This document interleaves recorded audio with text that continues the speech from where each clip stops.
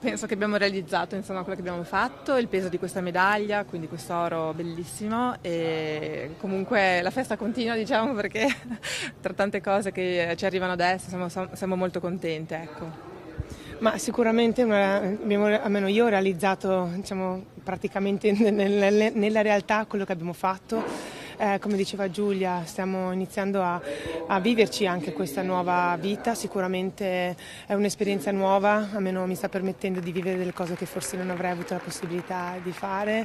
e oggi ricevere anche esempio le chiavi della città di Treviso è una di quelle cose straordinarie che grazie a questa medaglia oggi possiamo viverci e abbiamo anche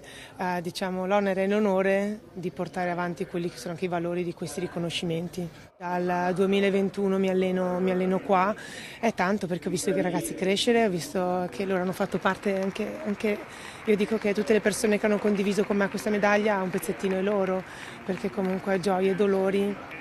sono state condivise. E avere le chiavi, come ci ha detto prima il sindaco, È una grande responsabilità anche per i valori che dobbiamo incarnare come sportive verso i bambini, verso chi si approccia a questo sport, insomma questi valori che poi anche alla scherma, che sono appunto il sacrificio, la disciplina, l'amicizia, insomma sono bei valori che ci piacerà poi trasmettere anche se è una grande responsabilità.